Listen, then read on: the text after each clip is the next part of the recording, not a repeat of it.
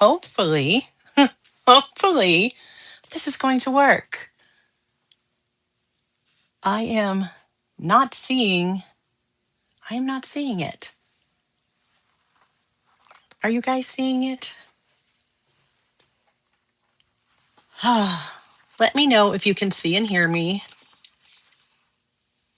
I was having issues. Okay. Not the right way. I said, wait a minute. All right.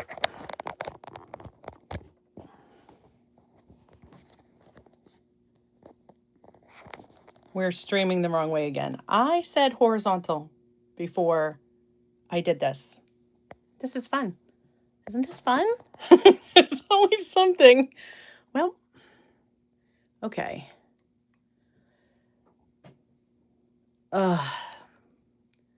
Well, yeah. Give me a moment. Let me see if I can switch things up here and at least get my phone held so that you can see me.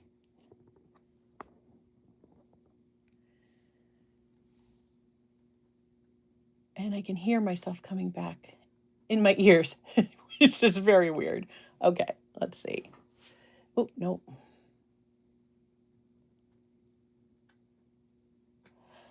If I try again, I would have to literally like redo the entire stream. So we're just going to try to work with it. And we're going to be vertical. So here we are. Here we are. Boy. Well, I think you guys can see what I'm doing here. And I will show you this. And at least I'll be able to move the camera a little bit. So yay. I don't know why I got some new software to stream. And I'm still having the whole computer issues. And I got my new iPad. And that was supposed to help me take care of this problem and be able to do more. And I did edit a video and put that out. If you guys haven't seen that yet, was talking about the TWSBI Go fountain pens. I love that pen. I have been using it a lot since the time that I actually recorded that, because I recorded that in the fall. But I was finally able to release it because, my computer had died and it's still not existing. But I'm just waiting to be able to get the new one, which is still going to be some time apparently. So I went and I bought a brand new iPad that was supposed to be able to take care of all of this. And I got some software and that was supposed to stream. And yeah, patrons, members, I will be doing test streams to try to figure that out. So stay tuned, because I will make sure that I share that with you guys so that if anybody's available, you can get on and maybe help me know when it's actually working correctly. But for today, we're just going to go with it. We're going to go with this. My phone is casting a nasty shadow on my paper. Let's see if I can throw some more light on that. How's that? Hopefully that's better. Hopefully that gets rid of the most of the shadow from my phone. I'm watching the feed on my iPad, which right now is not doing anything for me. Oh boy.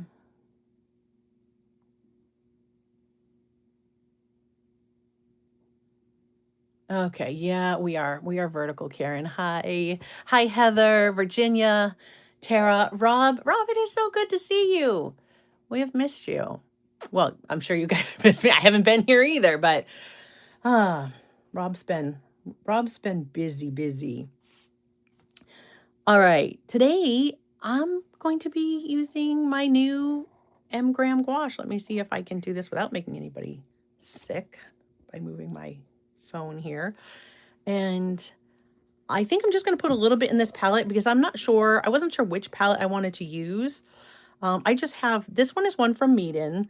I have links for Meeden in the description, not to this palette specifically, but all you have to do is navigate to their ceramic palettes and, you'll see this. You'll be able to find this one. So it's going to hold, what do I have here? 14. I think I have 14 colors here. So it's 1, 2, 3, 4, 5, 6, 7, 8, 9, 10, 11, 12. Yeah, 12 around. And then I just put 2 little pans in here, and that's why I said I don't think this is going to be the home for this, but the palette I was going to use or considering using is much bigger. Oh,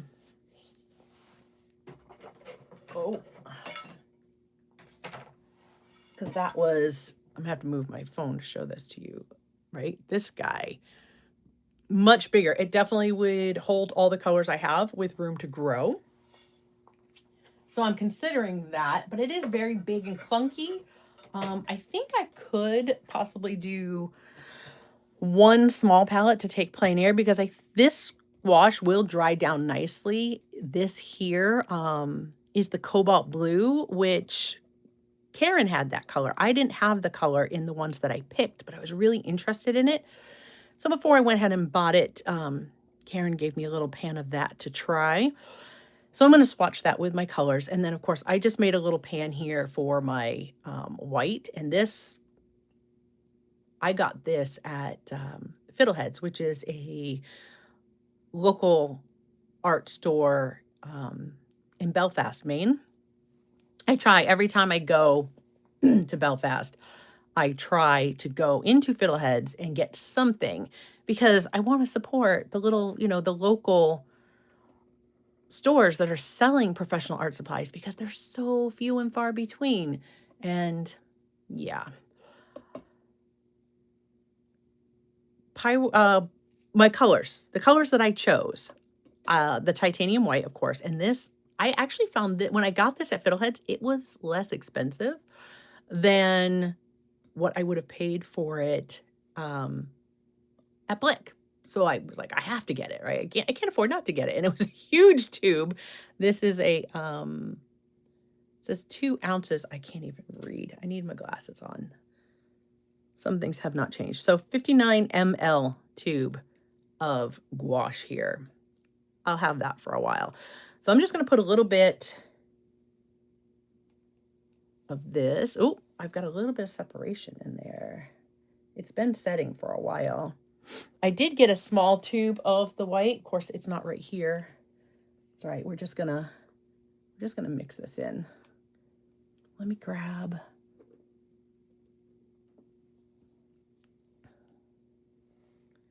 All I'm gonna do,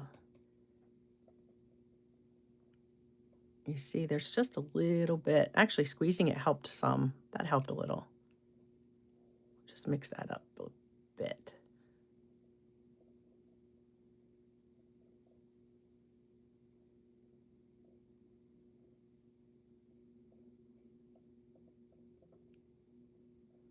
But what I was saying was that it dries down really well.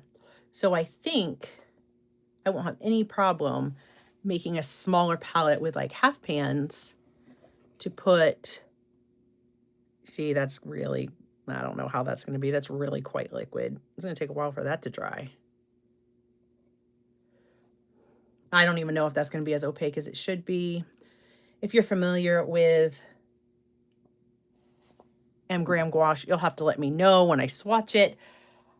If I knew where my other two, wait a minute.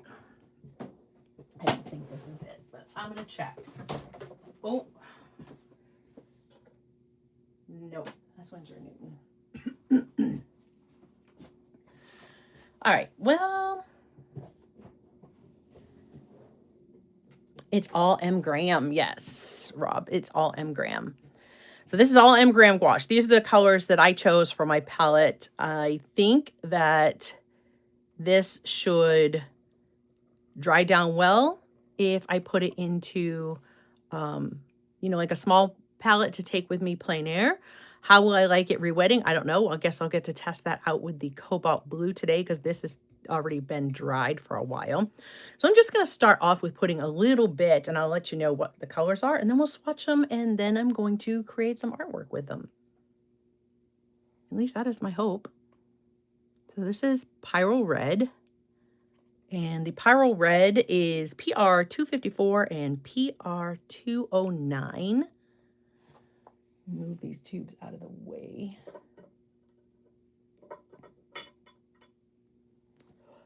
Next color on my palette is Quinacridone Red, and that is PR209. So the Pyrrole is not a single pigment, but this one is. I thought this was a really nice neutral looking red, whereas the Pyrrole, excuse me, is definitely definitely a warmer red. You can see them there. It's definitely warmer. That's pretty neutral. And then I went with the Quinacridone Violet for a nice cool red color. And this is PV19.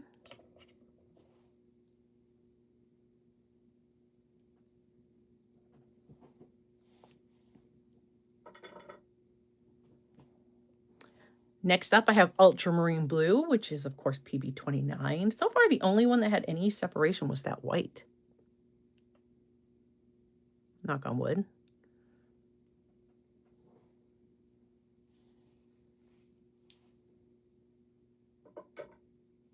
Okay. Next up is Phthalo Blue.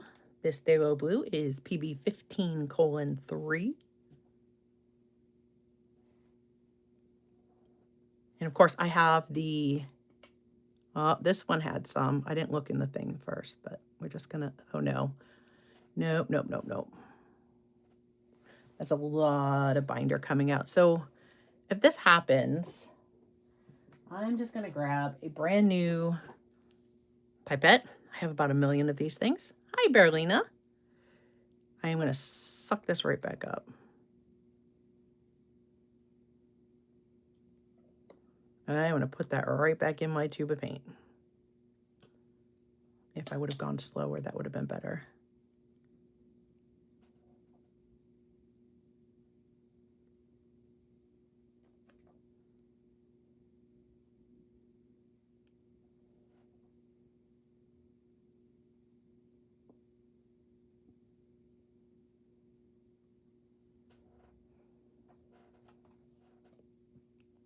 All right.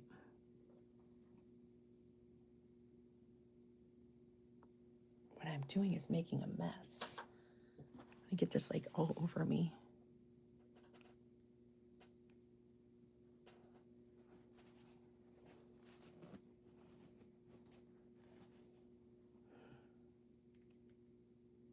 These have sat for a little, well, of course, I don't know how long they've sat before I got them. We're just gonna try to massage that tube for a moment, see if that'll help. I can do the same thing that I did with my white if I need to.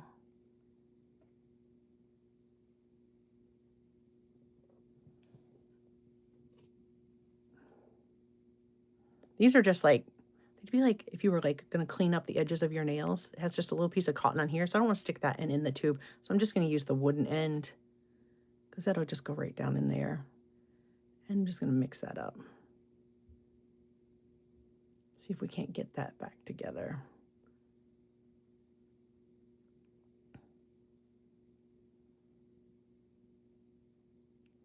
Of course, phthalo blue, the one blue that I definitely don't want to get on me.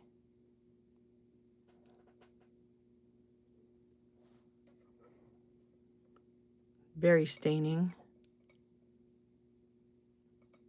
Yeah, that is not. I might have to reach out to M. Graham on that. I don't think that's normal. You guys let me know. Do you have M. Graham gouache, and has this happened to you before? All right, let's try the Prussian blue. That's my next color, PB27. And of course, I do have the cobalt blue, PB28. So this one definitely looks a bit better, although it's still a little, but not much. Not like that. That's just crazy. I mean, that I don't expect that to be opaque at all. It's going to be like watercolor. Okay, then we have our sap green. Sap green is PG7 in PY110.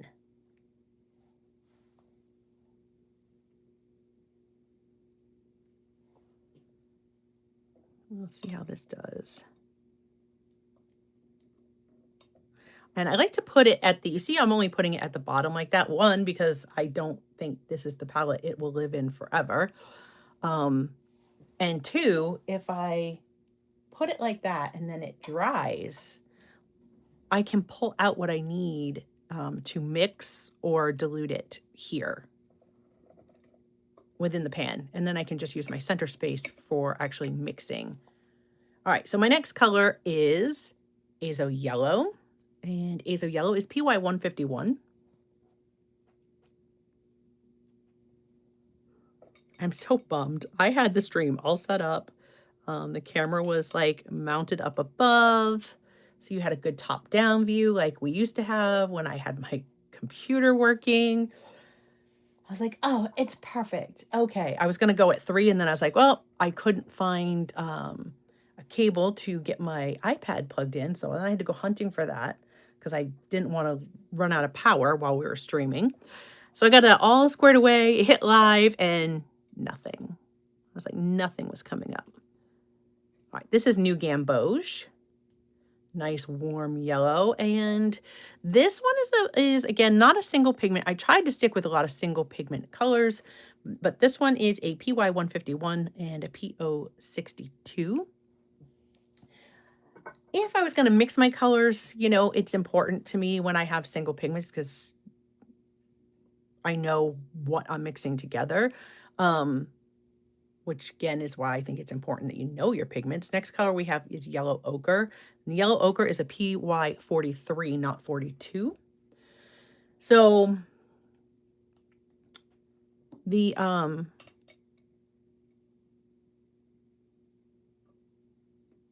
you know, I prefer to have single pigments if I'm mixing, but I think that's okay. That'll be okay.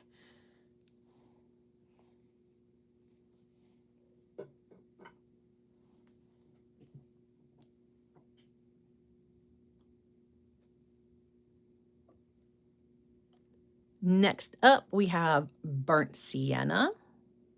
Burnt Sienna is a PBR 7.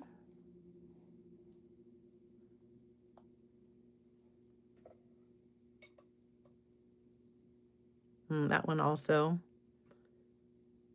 And see, I would expect it here with the, like the Burnt Sienna, the PBR 7, it's a heavier pigment. It's like that's normally a granulating pigment. So for that to have kind of separated, okay, I could see where that might happen. But this is phthalo blue. That soup is phthalo blue. Like PB15, that shouldn't be, I don't know. I don't think it should be separating like that. But all right, so Lamp Black is my last color. And this is one that I got and I was like, I don't know. Am I going to need it? This might be one that I'll use and then not replace. Or who knows? I'll use it and I'll love it and it'll, you know, be a part of my palette forever. I don't know. But this was one I questioned. Did I really need the Lamp Black? I was trying to stick with like a limited palette. I mean, M. Graham's gouache line isn't huge, but there are plenty of colors. There are definitely more colors than I have here. So let me just give you a, I'm going to move you real slow if I can. There are my colors in my palette. Okay. So again, just sitting on a Lazy Susan, and this is a Meeden palette. Full disclosure, this is one that Meeden sent me. You know, Meeden sends me a lot of the paper that I use here on the channel, and they've also sent me other supplies to try out. And yeah, I love the stuff that I've gotten from Meeden thus far. Okay.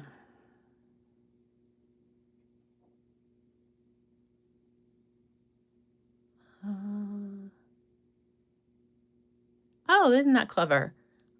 I was reading Burley's comment about wrapping a paper clip around. So like the one that I use, like if I took a paper clip and wrapped it around this, it would kind of make like a corkscrew. Then if I mixed it with that, it would kind of whip that paint back together. Look at that. It's so stained. All right, let's see these colors in action. I'm going to back you up.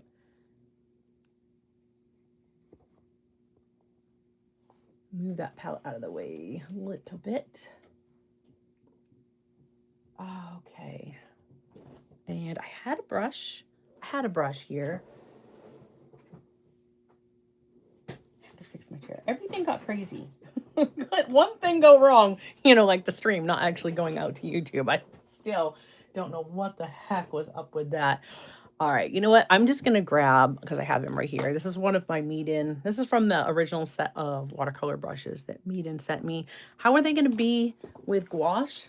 I have no idea. I think they are probably gonna be a little too soft for gouache. I think we're gonna want something that's a little sturdier, like a little more sturdy tack-on type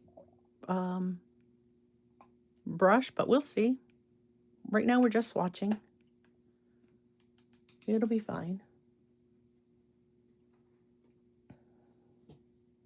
My gosh, my water thing is disgusting. I just filled it. It had evaporated from the last time I used it. And which means if your water has completely evaporated out of your rinsing bowl, that means it's been way too long since you've painted. It has definitely been way too long. All right, let me bring my palette around. We are starting with the titanium white. Again, I have no hopes about the opacity here because this again is like titanium soup. Like, look at that. It's, yeah. I don't know. We're gonna see. Whoa. Yeah, see, there's no way. There's no way. That is not what this should look like. This should be, I'm gonna see if I can't get this. I mean, it's a large tube of paint. I can hopefully, I'm gonna make it. It's gonna look like it's been well loved. Shake it. I used an alcohol marker to do that black line, and look at it leaching. That's, yeah. Well, guys, first time back. You never know what's going to happen when we're live. Always fun. All right, let's see if we can't just get a little bit of this to come out thicker, maybe? Not just pour out of the tube. Still not impressed at all with that.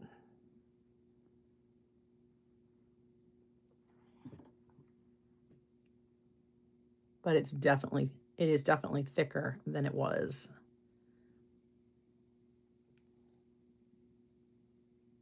There we go. That's a lot better.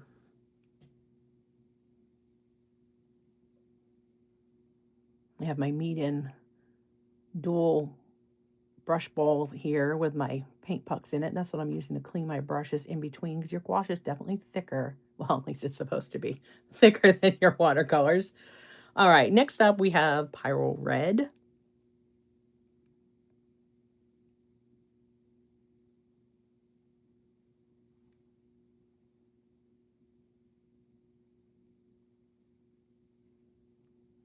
That's pretty.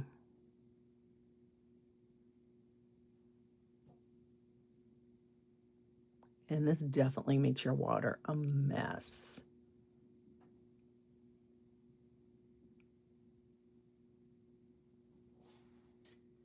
Next up is the Quin Red. You'll have to let me know what you think of this palette, these choices. I definitely wanted, my goal was split primary. I think I achieved that. Again, this is the PR 209. It's a bit more transparent. The Pyro Red with the PR 254 in it was much more opaque. And you can have transparent colors in gouache.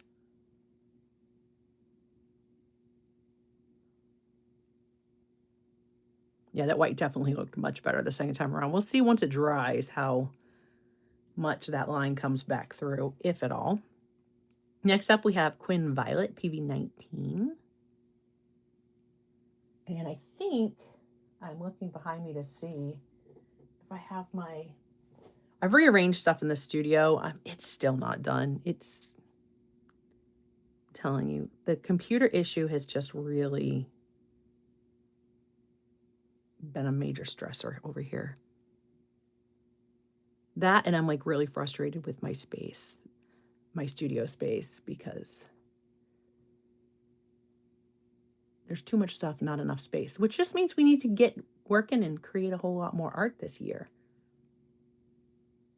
And that is definitely my goal. As soon as I get these kinks worked out, we will be back to creating a lot more. Next up is ultramarine blue. That's a nice thick one right there. You guys can't really see my palette now, but nice and thick, but yeah, I can still see through that. It's got some transparency to it. And again, not all gouache is 100% opaque. It's just more opaque than watercolor. At Terra Dreams, yes. Or other Terra, as those of you who have been around the channel for a while know. Yes, this is all M-gram gouache. I am trying M-gram for the first time. I think I have my... See if I can turn this a little bit more so you can kind of see a little bit of the palette. Now that the white is done, you see a little bit of the palette. Oh yeah, I have my Daniel Smith gouache here. So at the end, I will pull my swatch from my Daniel Smith gouache and we'll kind of compare how some of the colors that are the same look. All right, so next up is the cobalt blue is what I've got written down here, which is the PB28. This is the one that Karen so generously shared with me. I'm really excited about this. So we're just going to see how well does this do once it's dry, if you got to re-wet it. Which is definitely something I want to know because I want to be able to take this plein air this year. Look at that. Based on what I'm seeing here, and this could be a color that takes a little bit extra to get re-wet. I don't know. If you've got M-gram gouache dried down in a palette, you'll have to let me know. Do you find some colors easier than others? I would imagine so. That's how it is in watercolor. I love that color. I thought I would like that color, and I definitely do. I mean, if there are those of you who don't like using cobalt or cadmiums, then that's not going to be a color that will be for you because that is a PB28. It's not a, mixture of other pigments to look like cobalt blue. It's not a hue. All right, we're going to try this this phthalo soup here, which is just a mess. I don't know how this is going to be once it dries down. I don't know if it's going to look because it will eventually dry out. Look at that. I mean, that's like watercolor. It's, yeah.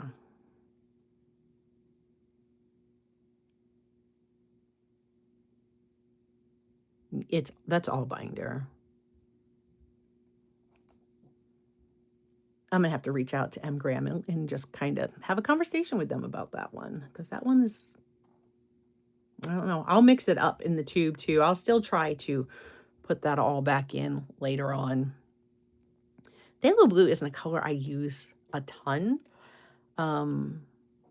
Probably more for mixing than anything else. I much prefer our next one, PB27, which is Prussian blue.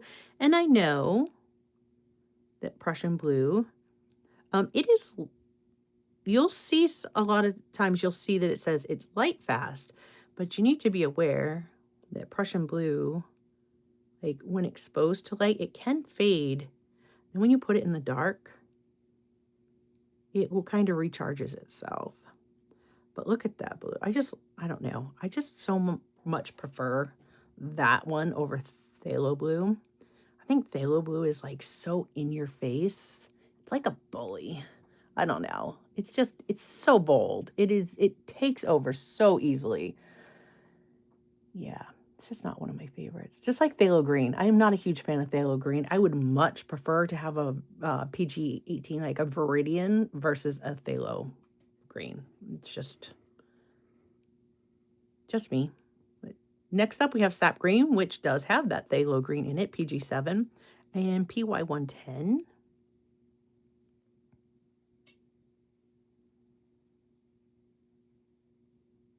Let me know. Are you like Team Phthalo?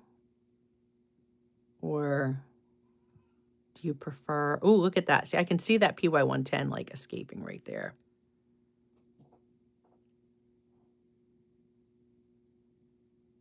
Yeah, I'm not sure exactly. I would have to look it up. I know they use honey in their watercolor. Do they also use it in their gouache? I don't know. Do they use that as the humectant to, keep them moist or wet? I don't know. All right, next up is Azo Yellow, PY 150. This is what I chose for this one. I think Azo Yellow is a nice neutral yellow. Like if I could only have one yellow, um, I would go with like an Azo Yellow because if you dilute that, it is going to look cooler. And if you use it more, it's easy to warm it up. But I think that's a nice neutral. Like if I could only have one yellow, one red, I would go with like my Quinn red and then looking at the colors I have here, not just in general all the time, but based on what I had here, I would go with my Quinn red, my Azo Yellow, and then it would be a toss-up between my Ultramarine Blue and Cobalt Blue. I really love Ultramarine, so it would probably be that one. But if I needed something for more versatility, perhaps looking at this Cobalt Blue, it would be a lot easier to warm that up with just a touch of my red to get something closer to my Ultramarine Blue. And at the same time, it would be a lot easier to cool that down with just a touch of my yellow and bring that more towards my phthalo, if that makes sense. So if I could only have three, maybe that. But Karen says phthalo isn't my favorite either. Yeah. Yeah, like I love seeing other people use it and I will use it. I have it in most every palette, but it's yeah. You should probably discuss that. Um, I'm just not sure. I'm not sure. It's not my favorite because it's so in your face, like, wow. And I guess because I love landscape and I tend to gravitate more towards like some muted colors. Like I love this sap green. And now that sap green is mixed with phthalo green, but I love that sap green. M. Graham's sap green in watercolor is one of the sap greens that I really like as well. So it's not really surprising to me there that I like that color. So that is the New Gamboge. Look how that's got some muscles too, doesn't it? It's probably the PO62 in it. And of course that 151, that Azo Yellow.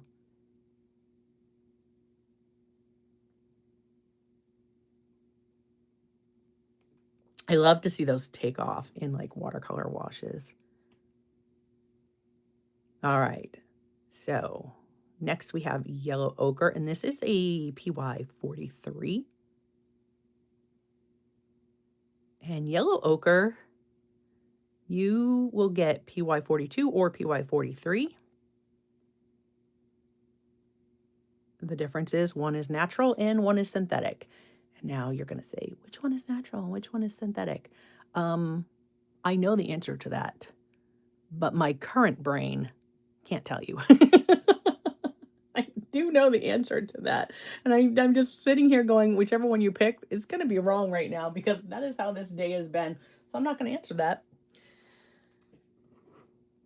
Maybe I'll pop it in the comments later. I just want to verify. I want to know that I'm not giving you, I do not want to give you wrong information. I think the PY43 is the natural one and the PY42 is the synthetic. But I might have just told you that backwards, so don't hold me to that. And this is PBR7, Burnt Sienna. And see, that's another reason I would question like the cobalt blue, because I love me some ultramarine blue and burnt sienna to mix my neutrals, which again is why the next color is one that I say, well, if I had to give up a color, this would be my first choice to give up. And this is the lamp black, which is PBK6. And this is a little sketchbook that I made myself. If anybody's going, well, what sketchbook are you working in? It's just one that I made. I sewed it myself. It has, this is meat and paper. I cut up some meat and paper to make this one. So this is cotton. Yeah, I wanted some in a sketchbook so that I didn't have to take my pads. I had a large block. So I just took a couple sheets off and cut them and made my own. And that is this here, which I had to laugh at myself because this is the one that I remembered the grommets on this side, but I forgot them on this side. This was supposed to be the front of my sketchbook. And then I forgot the grommets. So I was like, well, now this is the front of my sketchbook because it's prettier. But yeah, I just did chipboard because I thought, you know what? I could paint on this and I could paint this with some gouache. Not doing that today, but I might do that. Oh, look what I did. I knew I was going to risk that when I did that. I just put my gouache on. These are my White Nights granulating colors. I got these for Christmas. They're gorgeous. If you guys are interested in seeing those, you'll have to let me know. Let's see if I can get this off of here without messing up my other swatches real quick.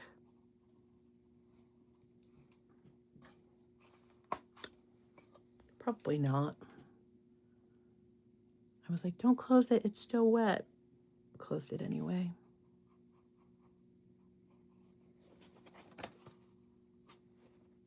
Yeah, it's lifting because these are granulating. They're gorgeous. That means they lift easily.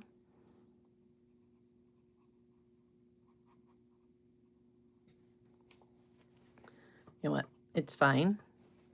Look how that titanium white though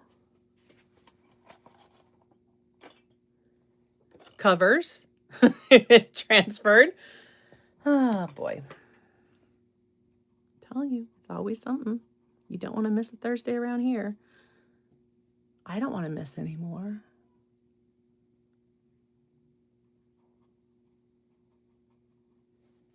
I'll be working on that this weekend to see if I can't resolve the issue of, let's just put that back on there. If I can't resolve the issue with that streaming software, and if I can't, I will just get something different. Burley says, you are right. PY43 is the natural. All right, see, to trust my gut. I'm like, I'm pretty sure it's PY43 that is the natural one, and PY42 is the synthetic, because we see PY42 most often. Just cover that back up. All right. And I can say that as that white is sitting on my palette and getting thicker, it's working much better. Okay. So I'm going to let those dry. We'll take a look at them again once they are dry. We can't really tell that phthalo blue. It would be it's going to be much darker than that. It is going to be just as rich as these. How if I put that on? This one and this one, our cobalt and our ultramarine, it's going to be like that. This is not what phthalo blue is going to look like. It's not. So I can't judge that. Once I get that tube fixed or replaced, I'll definitely share it again and show you, because I think I'm going to be using this this one in my Daniel Smith. My goal is to use some more gouache this year. I'm going to set this aside to dry, and I have got, okay, apparently I have a page with that I taped down, and my tape is not sticking very well. This is just a cotton watercolor card. I thought I would just paint a quick scene on here today. Oh, really? Tape's really not going to work if I slice it. I need to cut my nails off. It is that time again. They just get so long. I'm going to put some more tape. This is super sticky. This is not the kind I want on my, touching my paper, but I can put it on top of my other tape, kind of help hold that in place. There we go. That should be fine. It's not like, I'm not going to get it soaked like I would watercolor. All right. So we will compare the Daniel Smith colors that have like the same pigments. We will see how those swatches kind of compare to each other afterwards. I'm not worried about the phthalo blue because I don't think I'm going to use phthalo blue. Let me just make sure that this is going to be where you can see what I'm doing. No idea what I kind of have an idea of what I want to paint today, but then not really. We're just going to kind of make it up. We're going to do a landscape. We're going to kind of make it up as we go along. I wanted to do a birch tree because I want to see how that white goes over top of everything. So, oh, Karen says you're making me want to play with color. Oh, I'm so glad to hear that. Bet there is trees. Yes, you know it, Rob. There will be trees. Okay, let's see. I'm just going to use that. This is kind of small. That's kind of small. I don't want that. Don't want that. Yeah.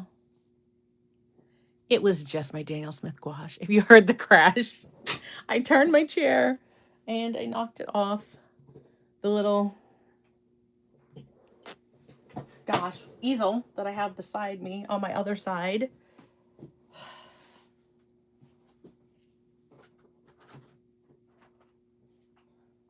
It's all good. I'm sure I broke some of it apart, but we'll see. We'll see when I look at it. Get the swatch out later.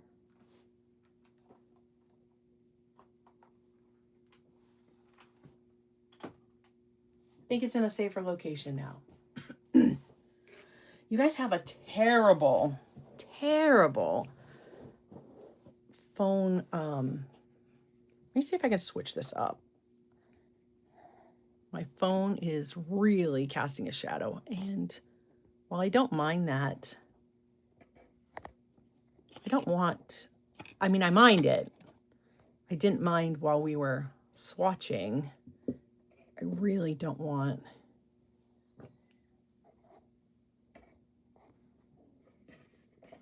I am right-handed. I need this on my right side.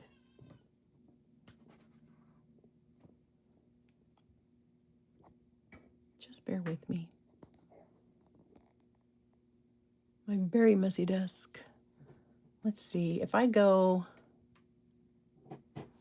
yeah, it's not going to work.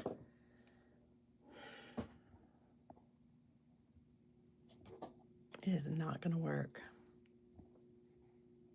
Sorry, guys. Sorry for moving you around. That would make me dizzy if I was watching. My apologies.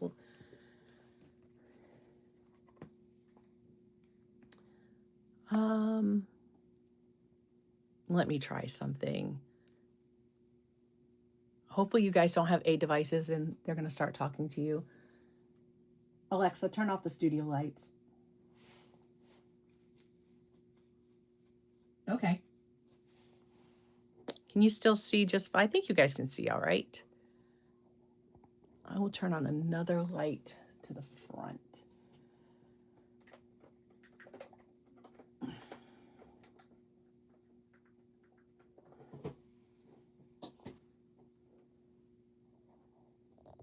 I think that's better.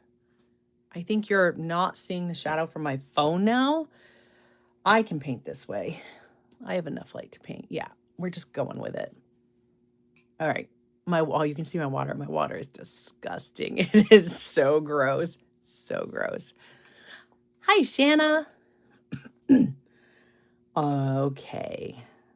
So it is still winter here. It's definitely still winter here in Maine. It's going to be winter for a long time to come. I'm thinking of like a wintry landscape. Maybe we'll do a wintry landscape. I love winter sunsets. I love winter sunsets. Let's see. See, the only thing is that you can't see what I'm mixing. I apologize. We're going to get this worked out so that you will be able to see my palette and see what I'm doing. My palette as well as what I'm painting in our next streams. So if you are a member and you like hanging out in the studio, you may see me pop up live because I'm just going to share those to members. I will announce it on Discord, and I'll share links. I will share links on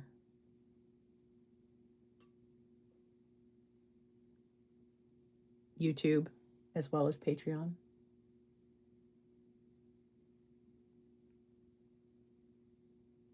My paint puck. That's my paint puck back there. I keep my paint pucks at the back wall. Thanks to Rob. Great idea. I used to keep them in the bottom, but I love them on the back wall because then I can just kind of rub my brush over them that way and they get nice and clean. A lot easier than having to stick my brush all the way down in my water. All right.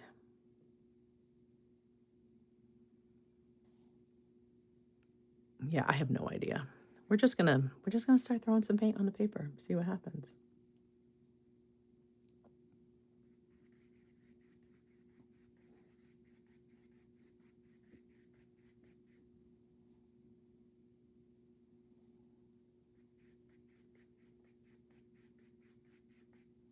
See, I went orange. Gosh, my brain was like, hey, typical sunset. It's not what I wanted.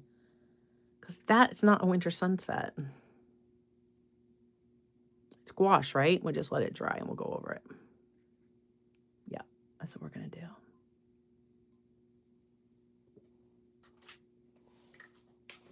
I'm just going to give this a quick dry. I have no idea if this is going to cut the sound or not. So you guys will have to let me know.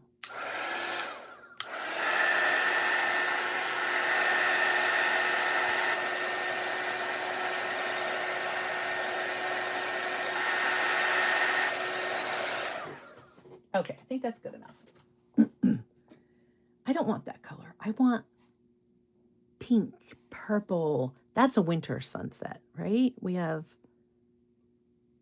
let's bring some of this up here. I have no idea. I'm just making this up as I go along. But it is pinks and purples in a wintry sunset. We see that all the time up here. Beautiful pink, purple colors. Grab some ultramarine blue. Nice warm blue. Mix that in.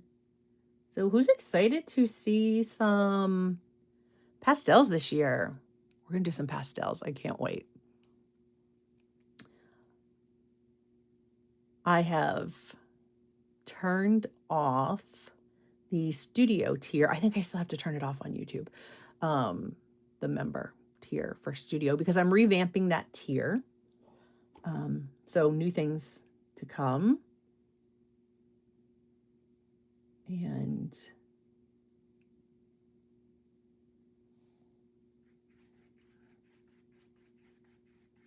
this is so not, it's not going the way I wanted it to, but that's all right. We're going to work it out.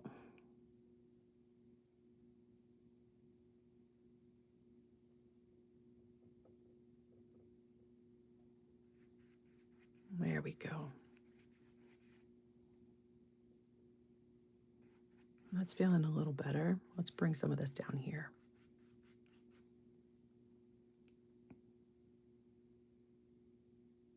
If you're going, what on earth? That's okay. So am I. It's okay. That looks kind of muddy, but you know, it is what it is. It's fine. It's fine. This is not a masterpiece. It's a card. I'm not following a reference. I'm just going with whatever ideas start to pop in my head here. So go with me.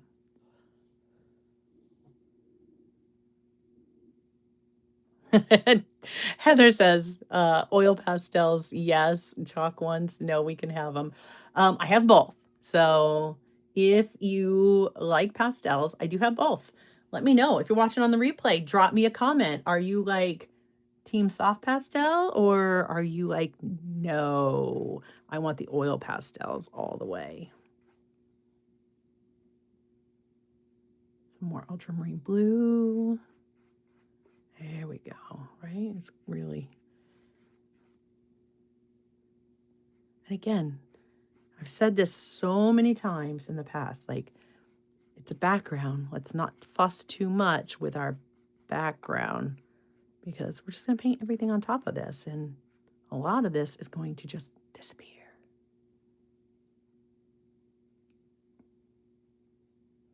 I didn't really want that there, but look at that. Now it never happened. Now it happened again. Rinse my brush out. It's been a while. It feels good to sit down and paint with you, though.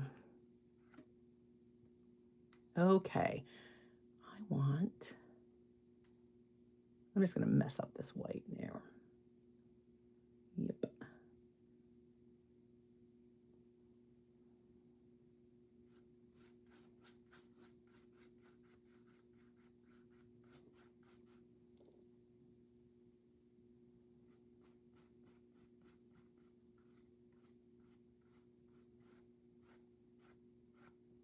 I'm thinking, like, I'll use this card for Valentine's Day. Heather said, I've gone abstract. I don't know about that. Although I think that would be fun.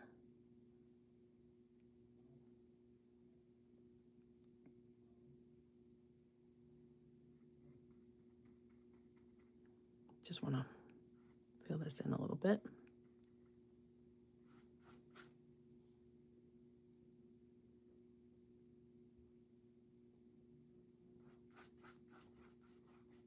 All right, we have a background. We have a background.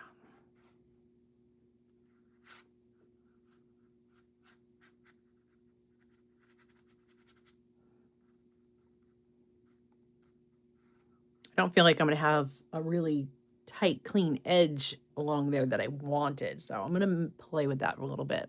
Probably a mistake, but you know, whatever.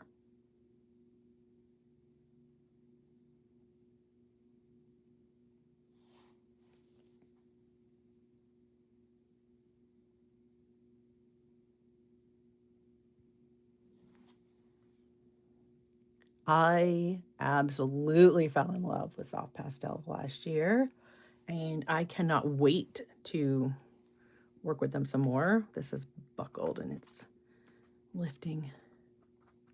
It's fine. It's fine.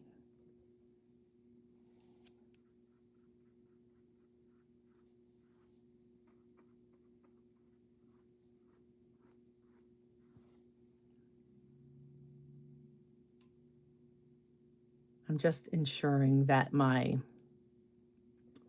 colors at my edges, where my tape is,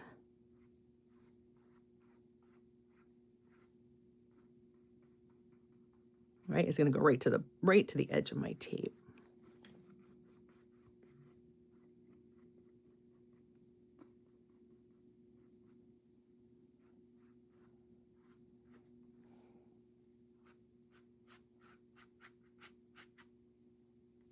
Okay.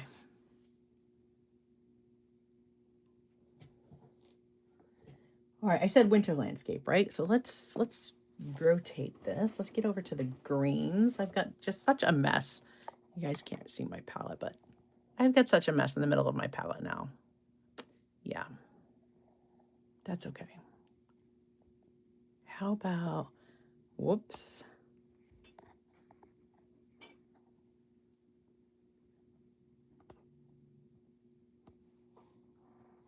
Oh my goodness.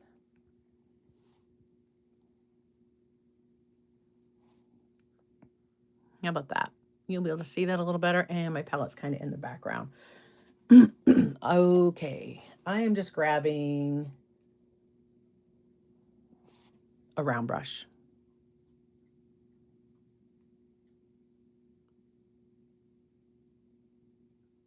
Thanks, Rob.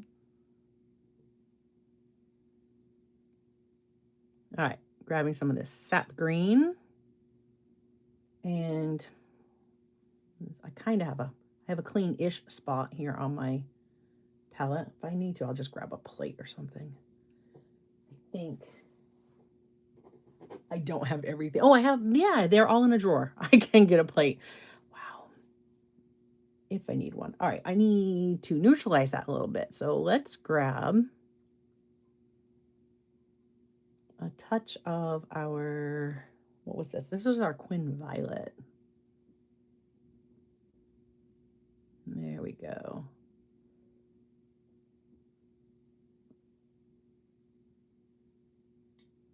I'm actually going to bring in just a smidge of ultramarine blue into that. It's winter. I'm going to cool those colors down. And more ultramarine is a warm blue, but that's what I've been using in my sky. But a green that has more blue is going to be cooler. So blues can make it confusing. Anybody else get confused by blues? All right, let's just, how about we have some, we're going to Bob Ross it. We have some trees. All right, let's get some trees to live back here.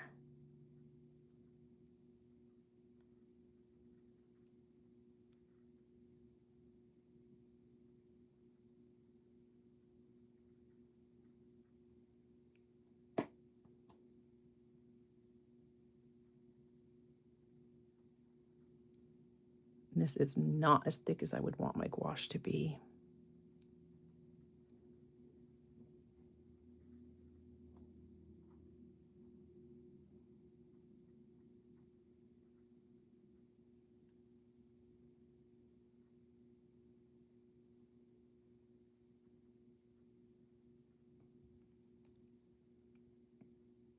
See, Dolphin's almost late, and she's excited about the trees. She knew they'd be coming. Of course, we're gonna have trees.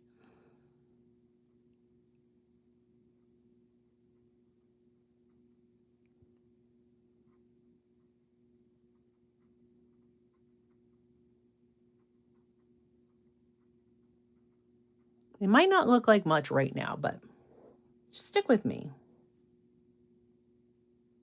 Stick with me. We're taking these somewhere. Promise. All right, a little bit darker, cooler. I just did my sap green with ultramarine.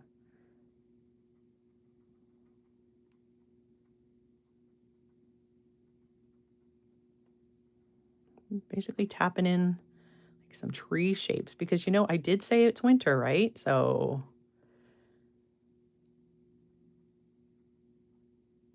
this is just my foundation.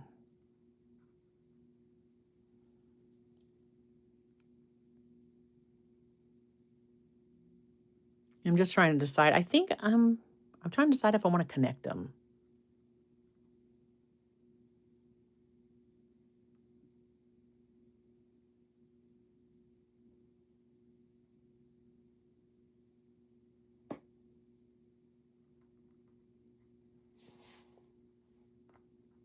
I just wanted to pop off this. None of my tape is sticking.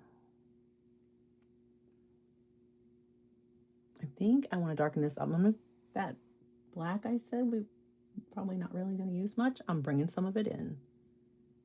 I want to darken up that green I just made. You guys see that green over here?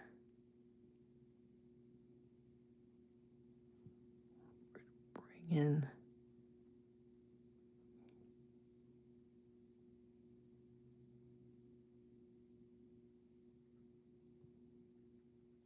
Right. I want these to be in the distance so you're not seeing a lot of detail here. I just do need, I do want some shadows. So we're going with sap green, a little ultramarine, right? Cool that green right down, and a touch of lamp black.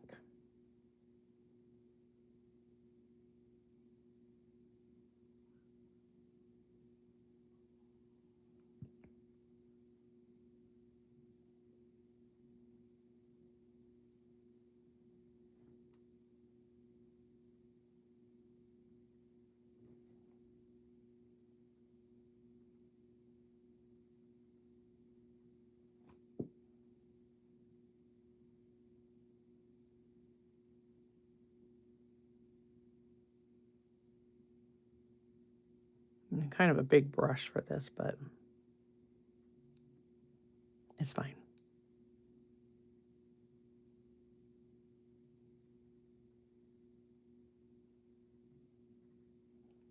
Just thinking, what if we had, a couple of trees that lost their leaves? Lots of those around here. Yeah, it's fine.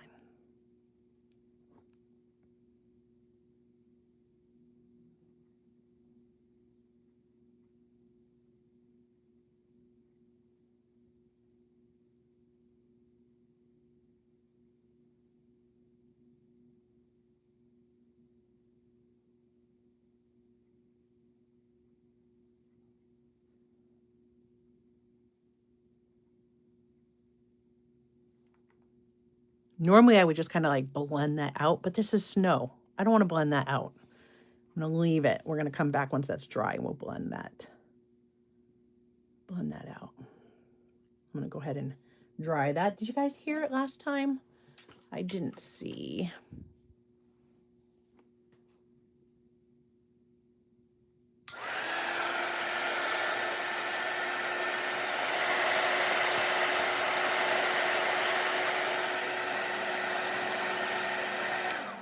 You did hear it. Oh.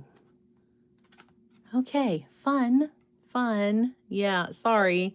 If you have earbuds in, I'm getting ready to turn this back on again. You might want to take them out.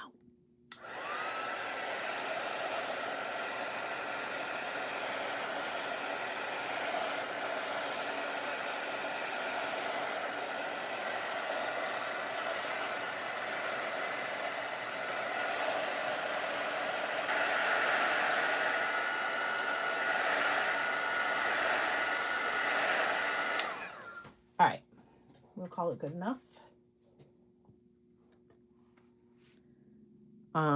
Obviously they're not going to connect in the middle. Smaller round than what I had. We'll use this one. And I'm using these because I don't want to use my favorite watercolor brushes with my gouache. Although, it's still water-based, but I just don't know.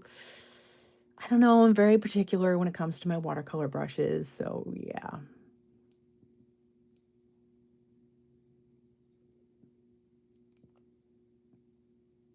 A little overprotective. Now, I'm mixing in some of the blue purpley color that I had because it's not going to be my whitest. Look at that. It's not wanting to stay stuck. Because this is in the distance. It's not my lightest value. Let's just plop some snow on these and make them look like trees.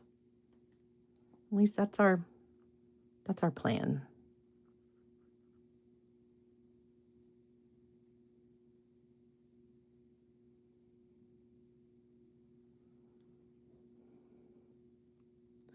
This is where normally bleed-proof white, if this was watercolor, I would be tinting some bleed-proof white. Oh no.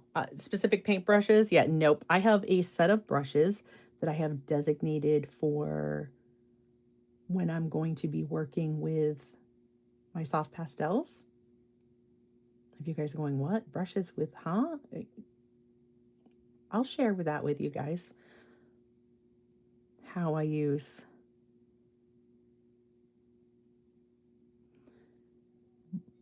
paintbrushes with my soft pastels. I'm just so in love with soft pastels right now. I have so many to try out too, but I do have some oil pastels too that I am really excited to be able to give a try.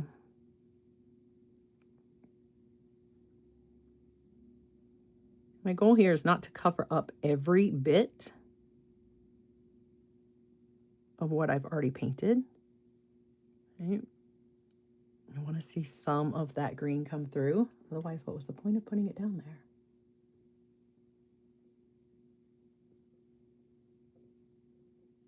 And this is definitely a more of a very light purple versus white.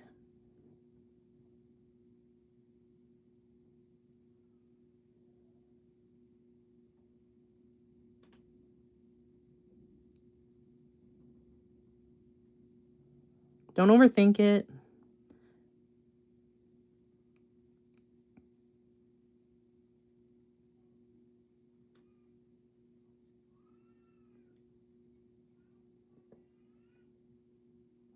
And like I've probably already got more details than I need. And even these, these trees back here because they're in the distance.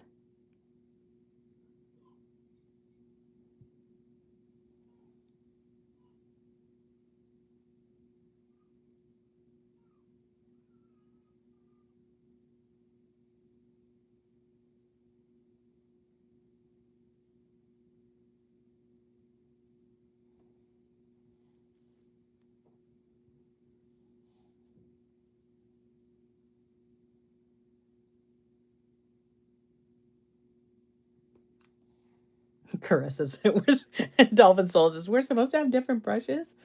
Well, you don't have to, but if you want your beautiful watercolor brushes to never let you down, something to consider. But you do you. No judgment here.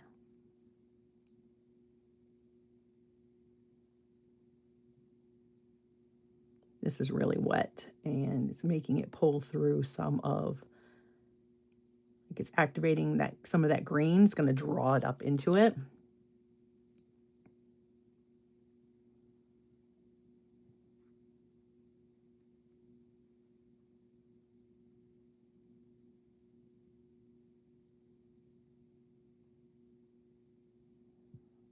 Some of this is, lighter value. So I'm just going to come through and put a little bit of some highlights in some of this, what I've already done.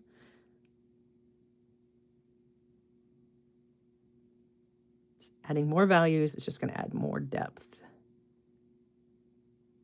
But again, it's still not white. It's still mixed. It is just definitely brighter than what I had on there the first time.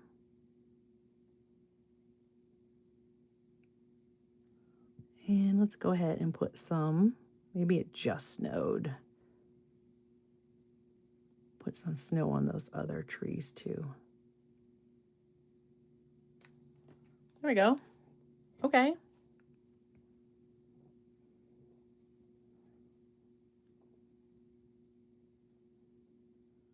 It's drying so fast. I haven't missed that.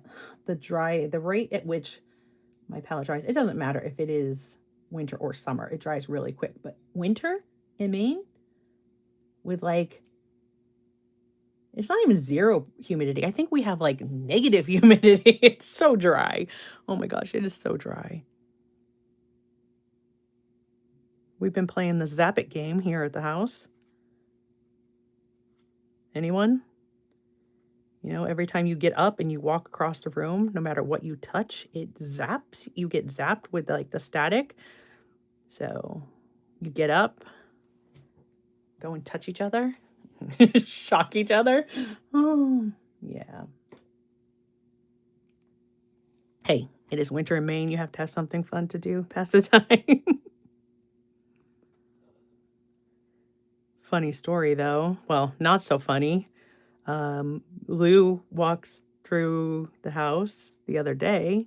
He's headed to the kitchen to refill his water glass, and our refrigerator had key phrase there had an autofill feature where you could just put your you know put your cup on the door of the refrigerator, and you would hit autofill and you could walk away, and it would just fill your cup and it would automatically shut off when your cup was full. Well, it used to have that feature until Lou walked through the house and statically charged himself to the point that when he touched the button to activate the autofill, it created a zap that fried that part of the board. And now the autofill feature doesn't work on the refrigerator. Luckily, he didn't like zap the whole thing. I mean, yeah, it sucks. It doesn't, there doesn't work anymore. He's like, you never realized how much you enjoyed that feature until it was gone. So, oh my gosh. Yeah. So anyways, that doesn't work anymore. I was like, well, somebody is going to have to take it apart and see if it can be repaired, or get a hold of G and order a new board if you want that feature back. Me, I mean, I don't care. I don't care one way or the other. I didn't use it all the time. He would. Like, he would take the coffee pot in the morning and he would put it on there and he would hit autofill and he'd be able to walk away and it would fill up the coffee pot so he could then go and, put it in the coffee maker and make coffee. Yeah. I heard it too. I heard the zap from the other room, and then I heard him make some god awful noise when he got zapped. And it's really not funny, but it's hilarious at the same time. Yeah, thank goodness he didn't touch me. Yeah. Well, actually, he probably wishes he would have, because then he would have discharged himself and he wouldn't have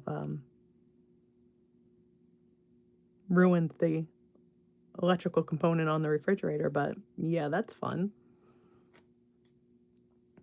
So what do you do? What do you do to entertain yourselves during a long cold winter? Let me know. Drop me a comment.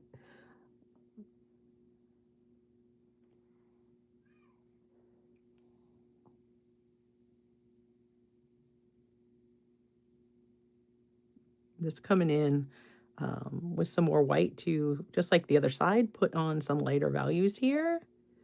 And then I'm going to want this to dry, and we're going to do some stuff in the foreground.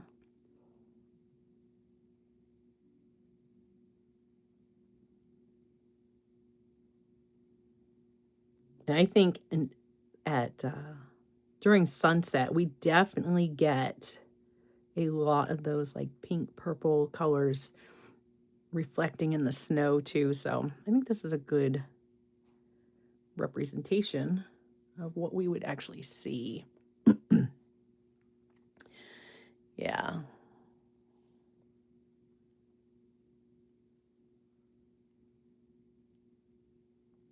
Oh, you have a good evening too, Rob. It was so great to see you. Hope we will see you again next Thursday. I hope to be here again next Thursday.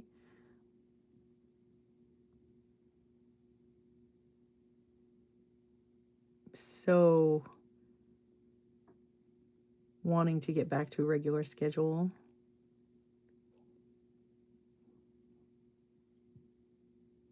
I don't have to worry about individual trees here. Look, I'm just putting these on in different directions, different shapes, thinking about how a tree would grow, right? And snow's going to weigh them down.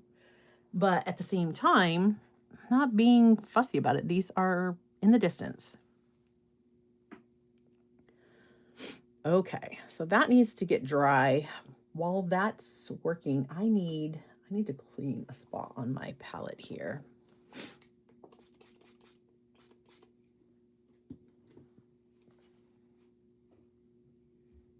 Clean up some of that green.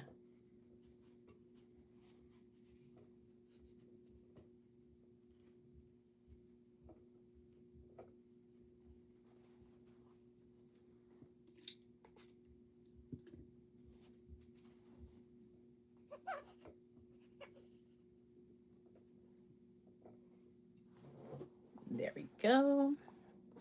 If we can put out some more white. I'm definitely going to need some more white.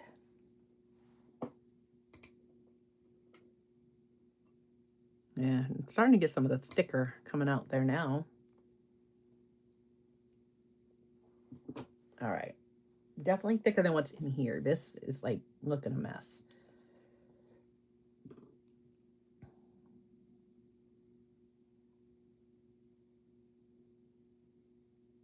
Mixing it in with that nice lavender color I had there.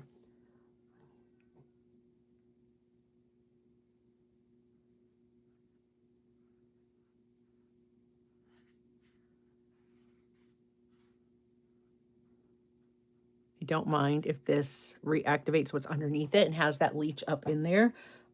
That's fine.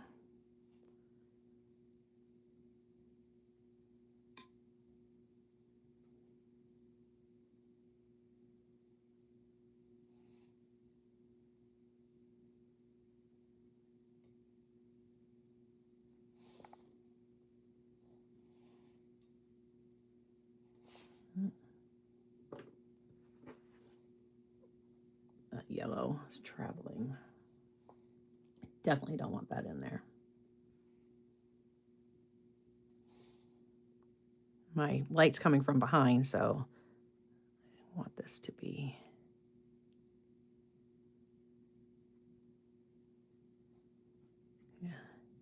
shadow.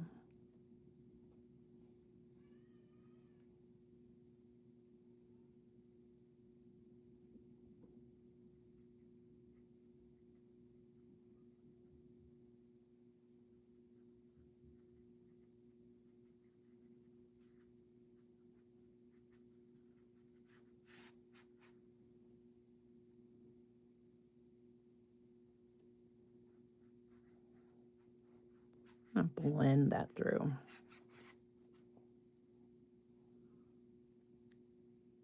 Oh my gosh, my paint water's so disgusting.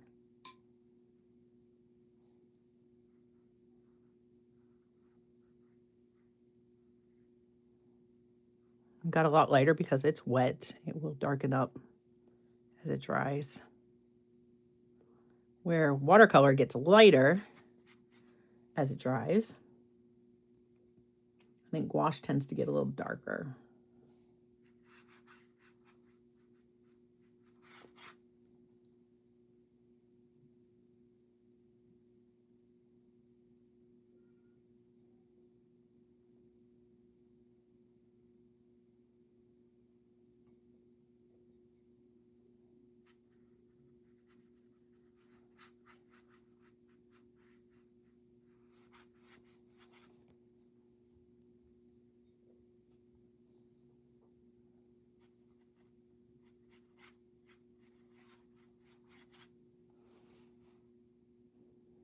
One thing I will say about gouache is like it seems like you use so much more than watercolor. Do you guys feel that way?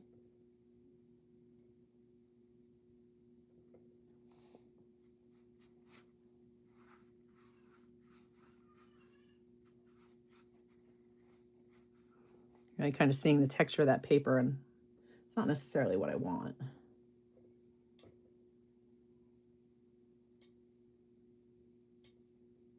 I like that purple.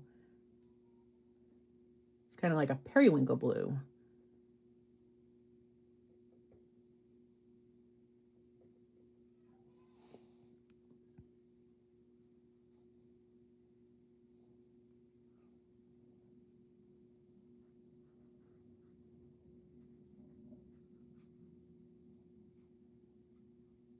I'm gonna work this while it's wet. You can see that little green that leached up in there. That's okay.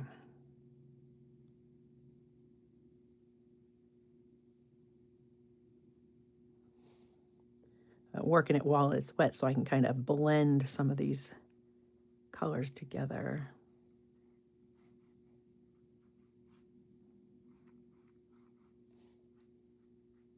Because snow is definitely, it's not just white. And when the sun is setting, It's definitely not just white. Now let's bring in some lighter values.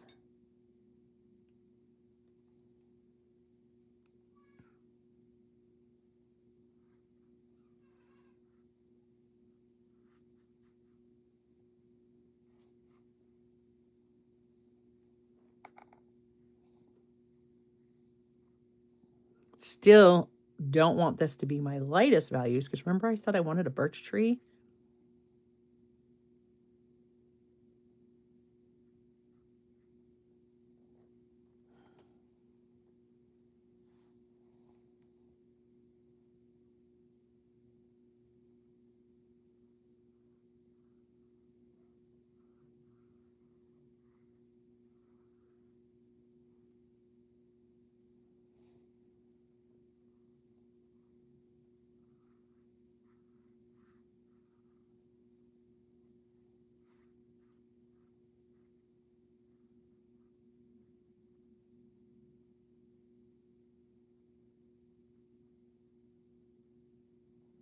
It's just reactivating below it. It's at that point where I need to let it dry.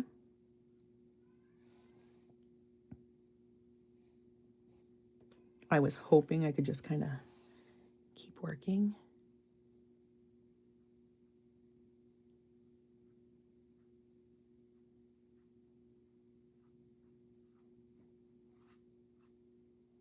But I'll have to come back on top of that after it's dry. Just to cover up some of that green. Okay, I have to dry this. I'm going to move this away from where my mic is to give that a dry. Bye, Heather.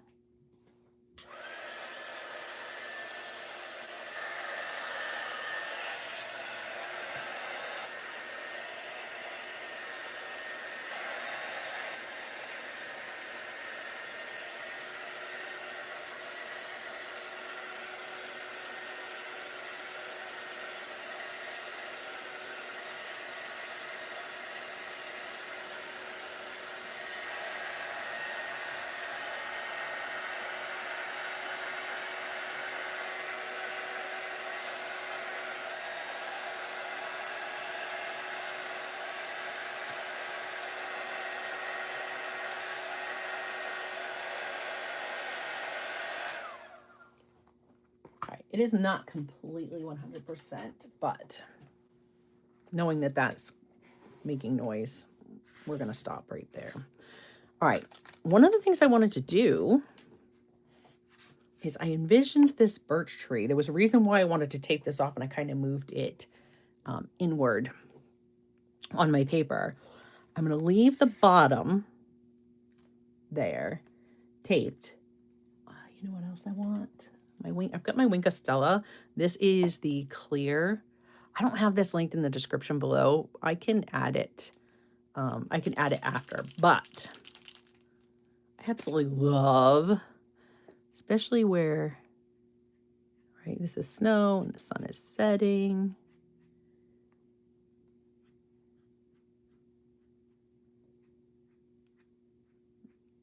I'm just going to put a little bit, just tap some in here and there.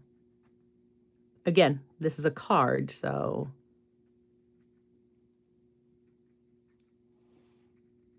what I love about these is it puts that little bit of sparkle and shimmer on it, but it doesn't come off.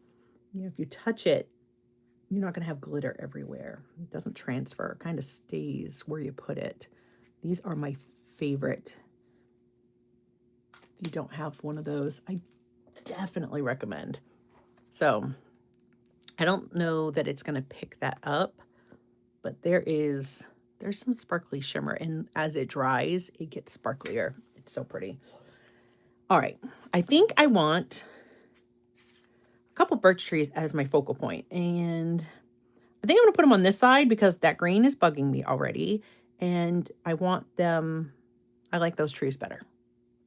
And that's it. That's how I just made the decision. I like those trees better. These are going to get partially covered up, so we're going to put it on this side. So what I'm going to do is, if I can get my tape to cooperate, we're going to peel.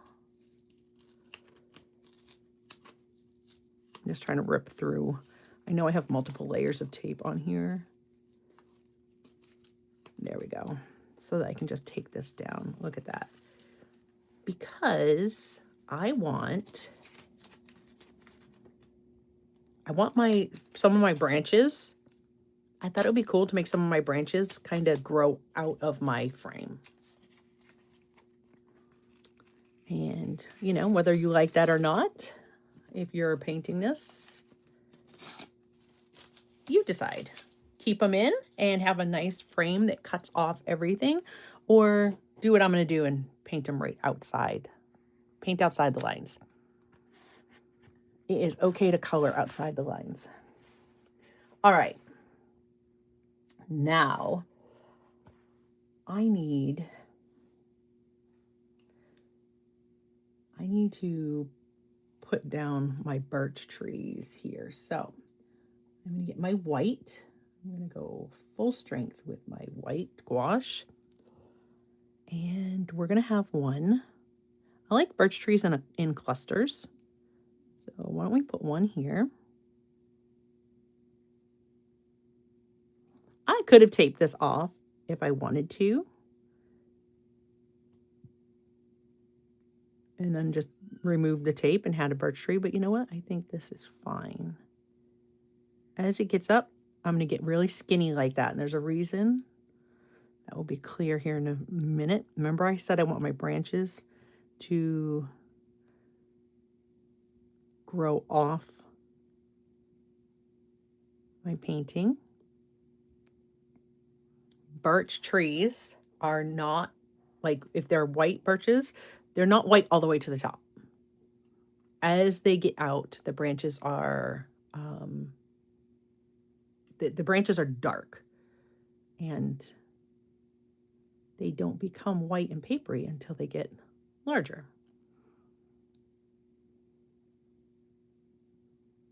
And let's have one. This one's had a lot of snow. He's going to bend. He's like, yep, that snow pulled me over. And if you've ever seen birch trees in a snowstorm, you know what I'm talking about. We have a cluster that we planted here on the property, and we had a snowstorm one year, and I had to tell you to go out and shake them, to shake the snow off, because I was so afraid. It was bent right over. I mean, it was bent like right over to the ground. And I was so afraid that if we didn't get the snow off of them, they would stay that way, which can happen.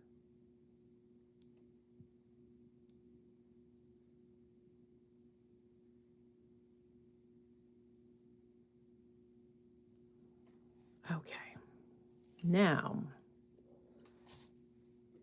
just kind of snow up the bottom of these trees.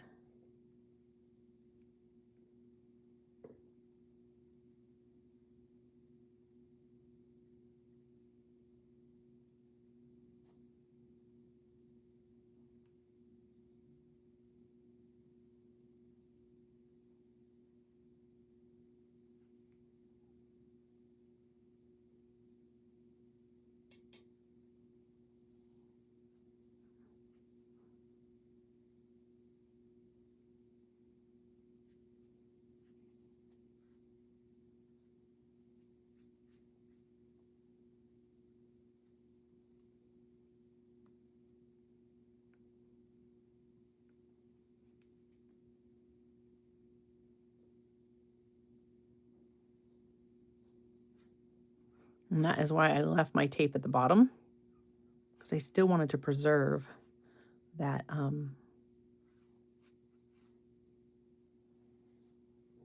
the border down here. All right, I'm going to switch to my smaller brush. I'll come back and do like the lenticels and stuff like that on it after, because I got to let that dry. But while it's drying, we can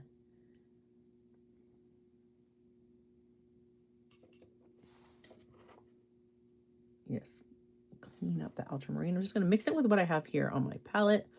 We're going to make our own dark color with what's already here. There we go. I'll bring in a little bit of that ivory black.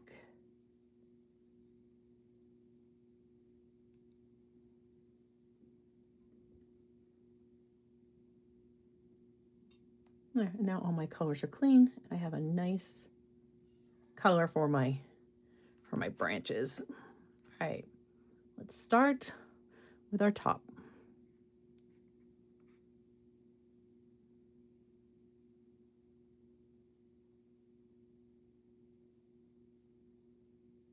I'm going to blend that. It's not going to just like go from one to the other.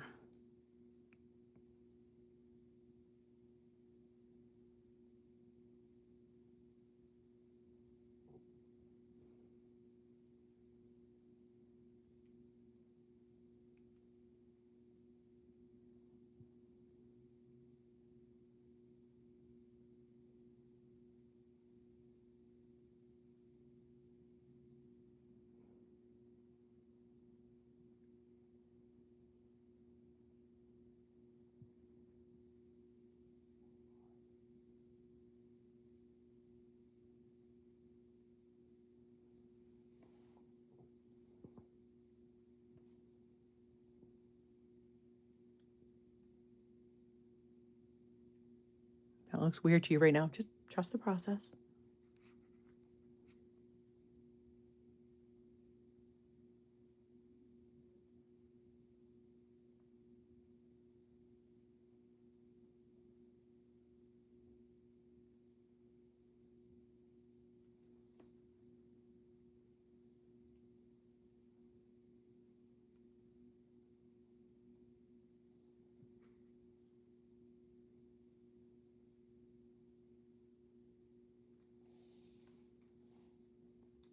All right, let's build out our tree.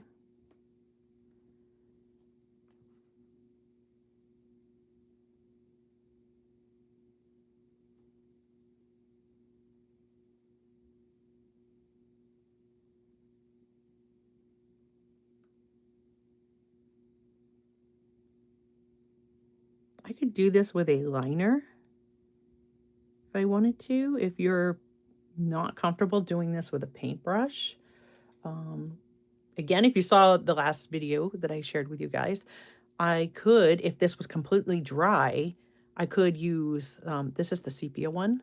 I could use this and come back over it, or grab the one that has the black in it and do that. But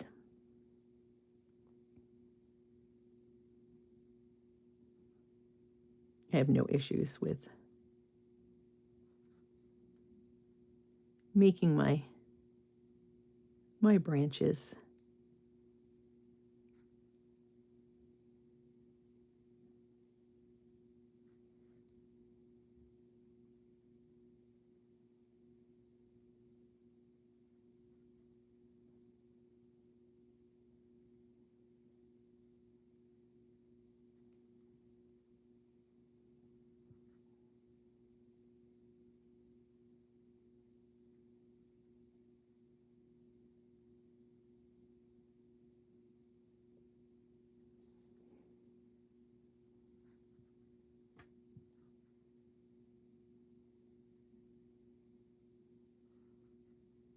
Anywhere where I have little bumps, my hand wobbles, that's how I determine, like, hey, there's another branch there. They will cross each other. Trees do that.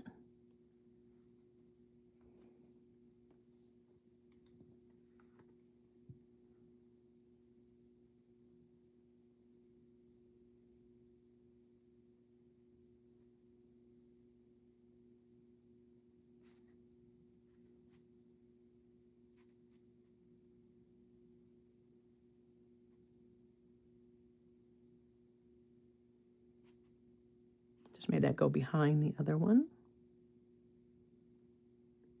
And your branches will get thicker as they return to the tree. That's okay.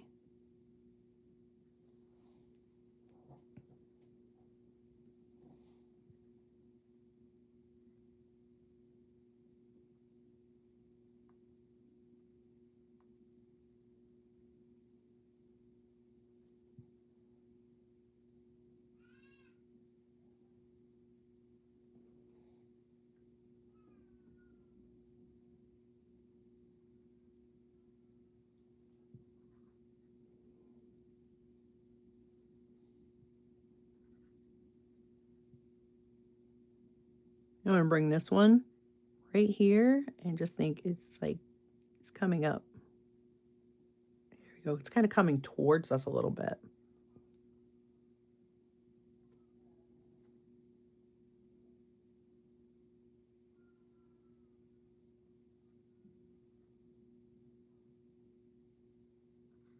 When I'm doing something over the white, I just want to commit. Right? I don't want to hesitate. Don't want to go back over it multiple times because I'm going to reactivate that white underneath.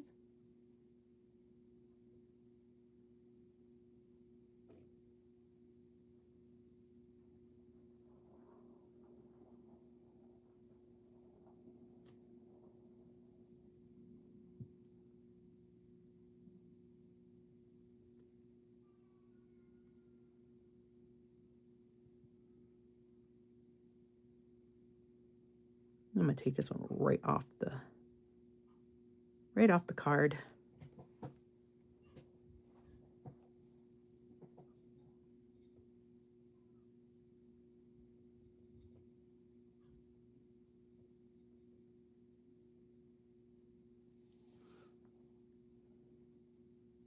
right, let's fill out this one. He's bending, so let's, yeah.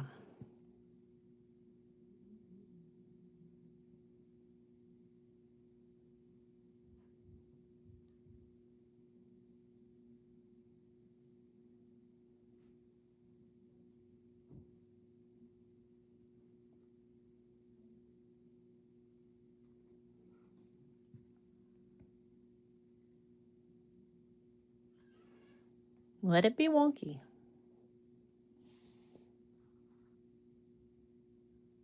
Right off the page.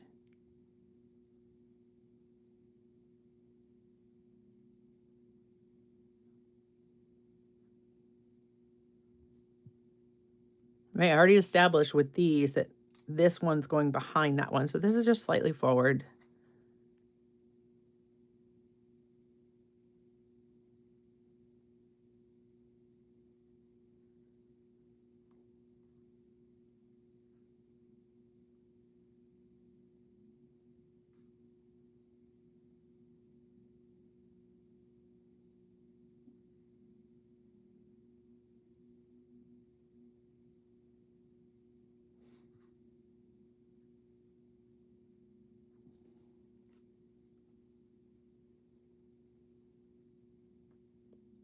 With another one going this way.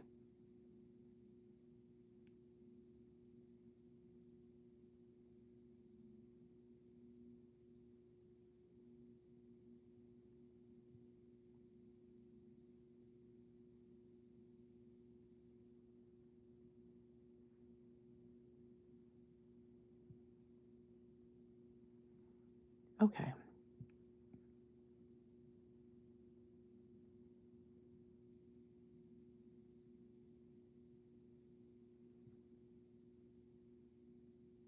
Get some of those lenticels on the tree.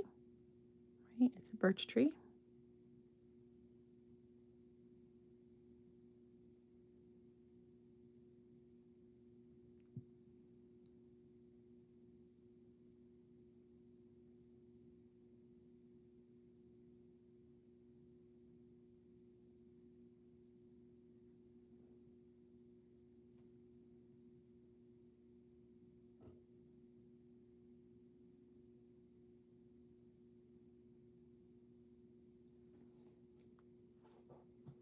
There we go.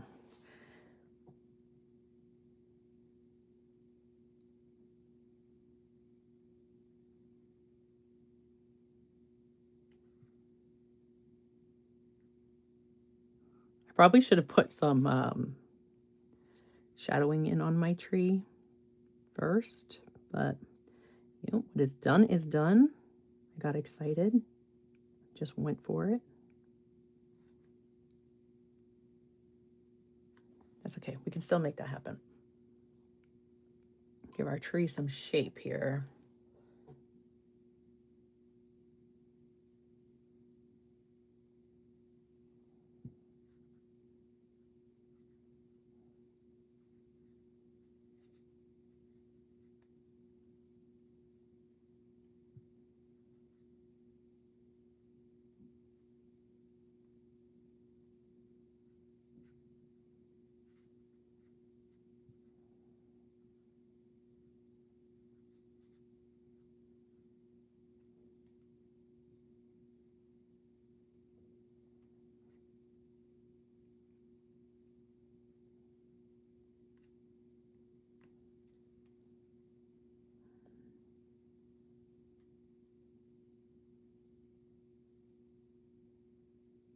gonna make it a little darker value.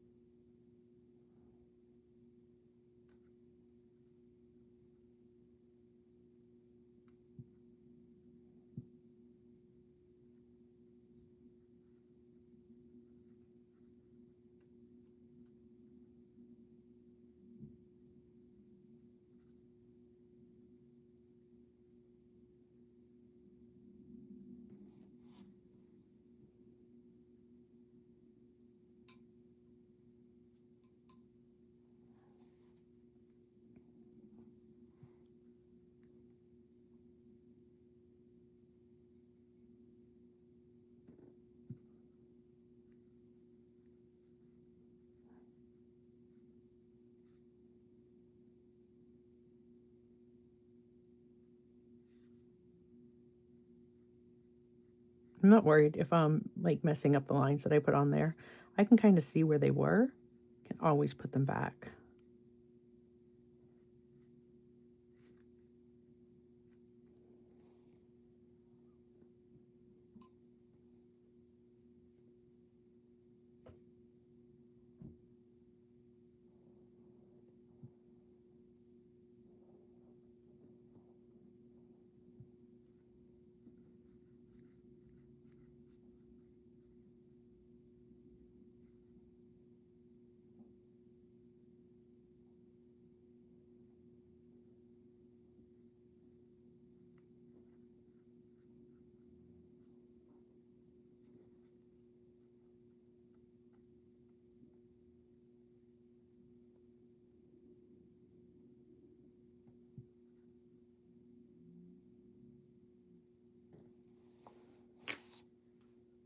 I think it's good enough.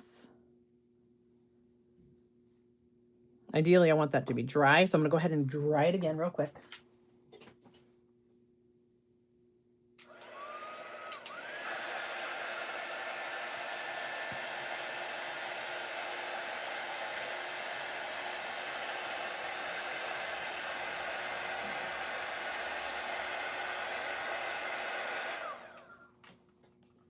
All right. I'm going to let that kind of finish drying on its own there while I do this next part. Again, if I have this much snow on the trees that are back here, I'm hinting to the fact that it's just snowed. And if it's just snowed, there's going to be some snow on my branches as well.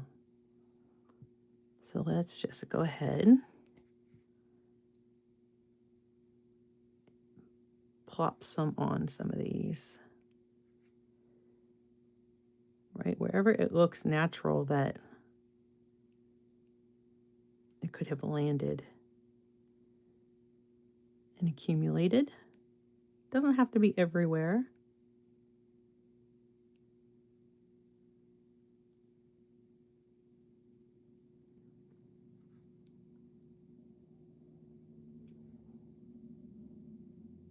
Making sure that I'm sticking to the top sides of my branches.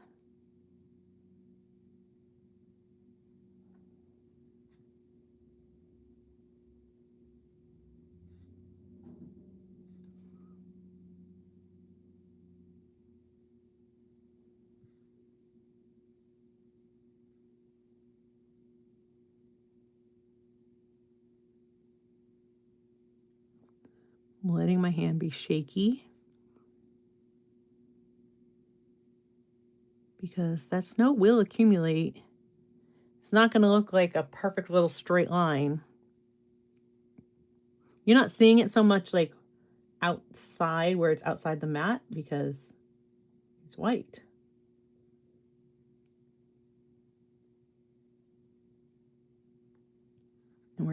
definitely using, I mean, you would if your paper was slightly different color.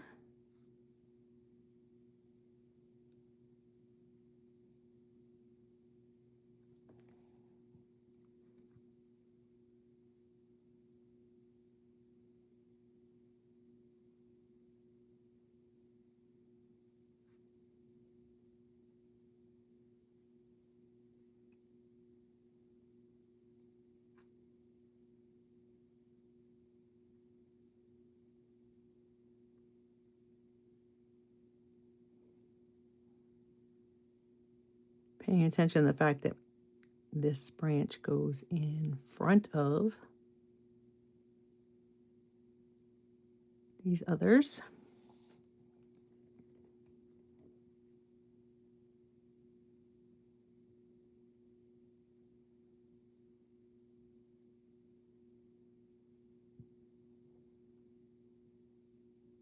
This would have been great for like a February calendar page too. I got the calendar for this year. I wanted to do that project.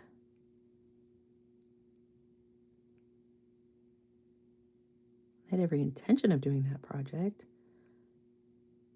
I would have to do some serious catching up.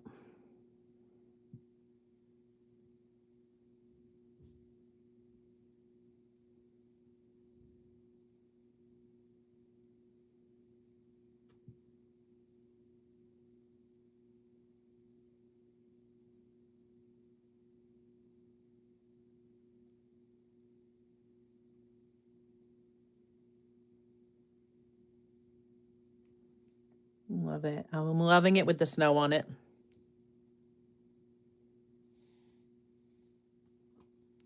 Hi, Boo Peep.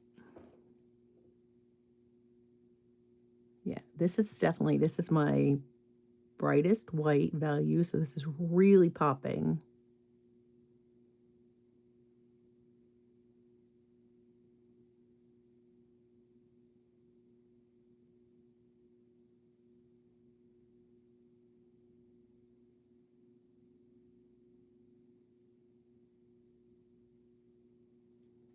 And depending on the direction that wind was blowing, it could have snow kind of plastered right along the side of the tree, especially if it's that wet, sticky snow. There we go. I gotta like that. And I'm liking how the lighter value has leached some of that yellow into it. So we're getting like the sunset colors coming through there. Love it. And I can see all my shimmer from my Wink of Stella brush.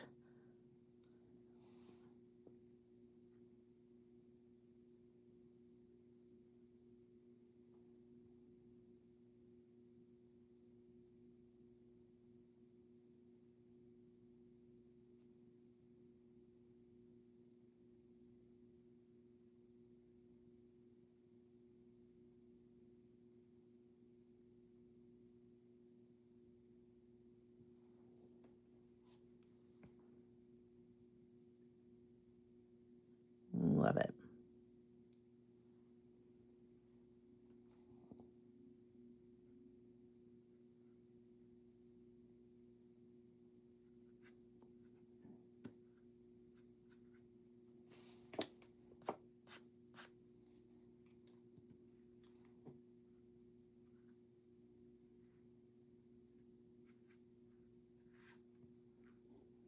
There we go.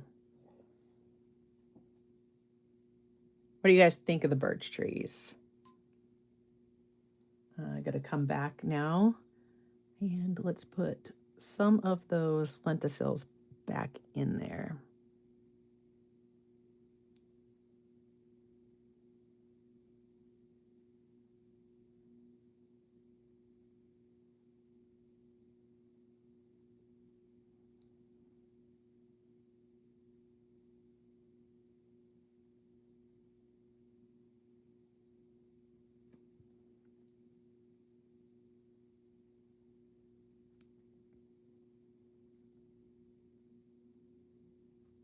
I can hear snowmobiles outside.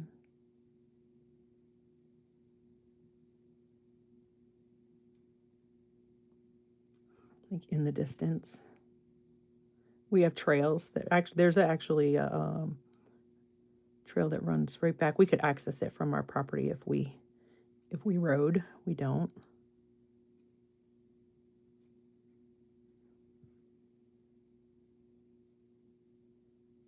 If you make any that you don't like, don't worry about it. You can always go right back over them, touch them up, right? Make them disappear.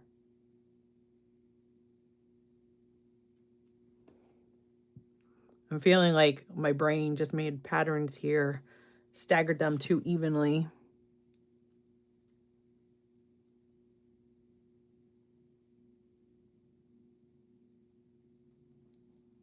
That's okay.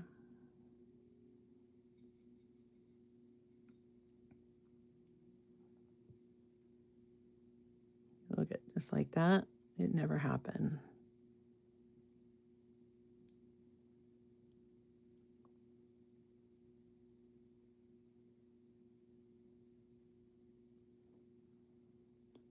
Anything you don't like, just take it out.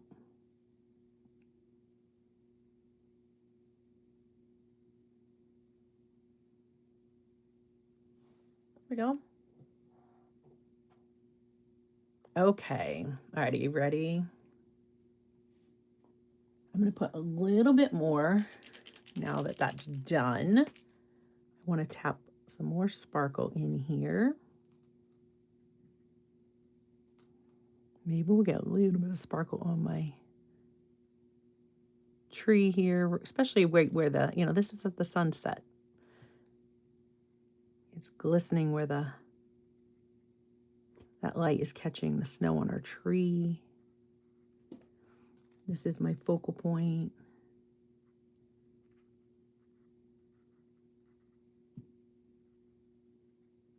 If you don't have one of these pens, oh my gosh, I so recommend it. The clear is my favorite. The clear just lets me put shimmer on any color. Like, it's not silver, it's not gold. Just the color that was already there is what I still end up seeing, only now it sparkles. Let's get these sparkling some more too. Like the light's coming through some of them, just capturing that.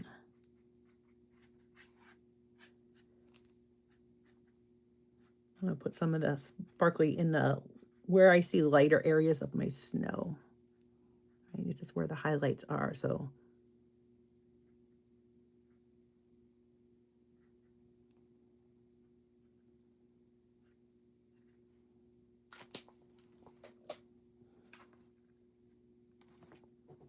all right, my favorite part.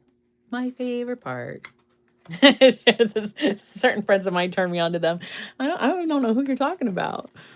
Oh, I absolutely love those pens. So now look at this. Okay, it is absolutely the most satisfying part. Who doesn't love a good tape peel? Ready? Look at that. I love it. And I think what I might do is just either not put anything on it at all, or I could put my sentiment like right down here, like Happy Valentine's Day. I could put it down there and I can write whatever I want in the card. And yeah. All right, what do you think of those birch trees? I'm loving the way that they turned out. I'm so glad that I took them right off the page. Do you like doing it that way? I do. I think it's just like it's growing right out of the artwork. So there is the M-Gram gouache. I don't know. I'm gonna have to play with it some more, but I certainly had a heck of a lot of fun playing with it today. I did tell you that I would show you the comparison between, let me just can I set that up in the back there? Yeah, let me put that back there so you guys. Sorry again about the vertical format. I want it to be horizontal. It was supposed to be horizontal. I told it horizontal. Apparently, I must have not hit a save or something correct, and, well, it is what it is. But thank you all for joining me. Okay, I'm dropping paper everywhere. So here are the colors again from my Mgram palette. And let me grab the swatch from my Daniel Smith gouache. All right. So on my swatch for Daniel Smith, the left is like full strength, right? That's at its most opaque. And so here we have like our burnt sienna. They was burnt umber. Here's burnt sienna, PBR 7. It looks really, really similar. That looks very similar. And I think I would say that the Daniel Smith burnt sienna is a little bit more opaque than that one. This is a little deeper though. Kind of like in between the burnt sienna and the burnt umber, which are both PBR 7 from Daniel Smith. It's kind of like a in between those two colors. Our yellow ochre, again, PY 43 on Daniel Smith as well. So you can see that there. It's a little bit, I don't know, this is like a little warmer, I'd say. You guys will have to let me know what you think. Hansa Yellow Deep is similar to the New Gamboge, but it's PY 65, whereas New Gamboge is a PY 151 and PO 62. I think if I was going to make a palette with like my favorite colors between the brands, I would go with the PY 65, their Hansa Yellow Deep, as my warm yellow, simply because it's a single pigment versus having the two mixed here. But the color is very, very similar. So Hansa Yellow is PY 74. I don't have, there isn't, well, I only have the original 22 colors in the Daniel Smith. So if they have an Azo Yellow now, I don't know. But look at, it is pretty close to the Hansa Yellow Medium. If you look at that, and that's PY 74 in Daniel Smith. So those are pretty similar. Spring green, permanent green, cascade green. There wasn't a sap green. I definitely have to say that Mgram sap green for the win. I love that green. Love that green. Cobalt blue, we do have a PB 28. So there's the cobalt blue. It's a little bit more cerulean looking versus what we're seeing here. Now this was re-wetting. At the time I did this swatch, they were wet from the tube. But I think if I went back and did it again now, re-wet it, it's probably going to be still going to look similar to this, maybe like this one. But this is still a little more cerulean looking, you know, that versus this. I like the Mgram Cobalt Blue. That's a gorgeous color. It is definitely one that I would consider adding once I use up the gift that I got from Karen of that half pan. So yeah, I definitely like that color. Now the ultramarine blue, look at this. So again, this was straight from the tube, just like this was. And it's hard because these aren't right side by side. Let's do it this way. That's about as close as I can get them. So if we look at that, let me move you in closer. The ultramarine blue, I think Mgram wins on this one. That looks a little deeper and richer blue than Daniel Smith's ultramarine blue. I would have to see how this does. Like this one here, I can see some great granulation in Daniel Smith's. Not that I think you see granulation in gouache. That's not necessarily a feature we're looking for, if you would. But I like the granulation that I'm seeing here. So if I wanted to thin it down, I could get some texture or some, you know, effects with that. I would imagine this would do it too, but I'd have to try that. But just looking at mass tone, I love the look of the Mgrams a bit more. They didn't use, Daniel Smith doesn't have a PV 19. Well, they might now. They didn't in the original 22. The Quin Magenta, which is the PR 122, I love it. Look at the granulation. Can you see the granulation that was in that one as well? those are similar. That PR122 is similar to the Quinn Violet, the PV19. I like them both. I would use them both. I can't say that I like one more than the other.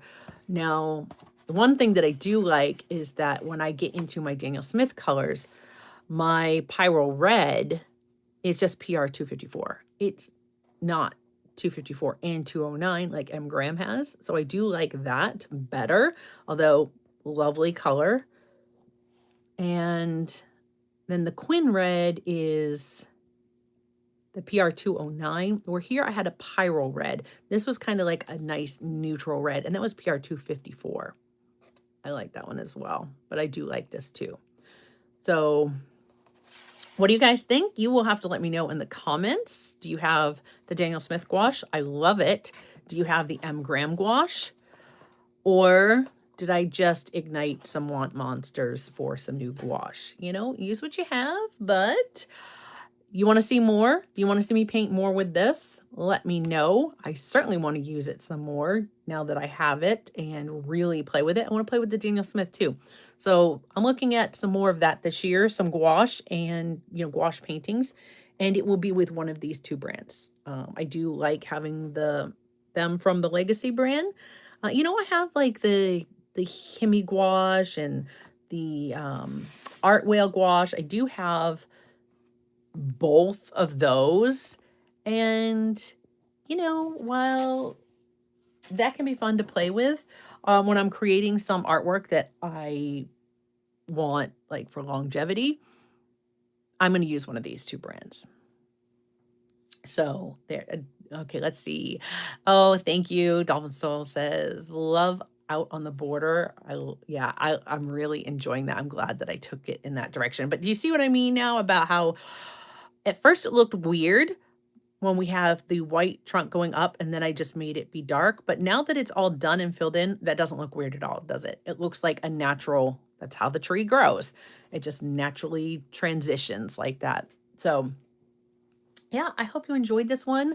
I hope you liked that first look at the M. Graham gouache. I had fun. Thank you for joining me. I am sorry that we had issues and we ended up vertical the whole time, but hey, here we are. So here we are. I'm hoping that I will be back with you next week. Again, if you are a channel member or a patron, keep an eye out, because as I play with that software and try to figure out what went wrong and why it didn't stream correctly, causing us to start late, I'm going to need somebody on the other end to tell me what's going on. So I will share links with you guys on YouTube community tab, on Patreon, and in Discord. So if you are on any of those, if I get the chance to do that this weekend, you will see that. But my goal is to at least try it so that next week we will be live in the correct direction and everything will be right. What are we doing next week? I have no idea. It's not next week yet. I am not that well planned out. No. I'm just happy that I was able to come on and paint today, and I'm loving that. I love the sky. That definitely, this is Maine winter sunset. It's going to be dark in about 10 minutes. It's already dark here. It's very, very dark. I cannot see anything outside. All right. Are you ready for winter to be over? We have a long way to go still. So yeah, we're gonna have to paint some fun, happy stuff.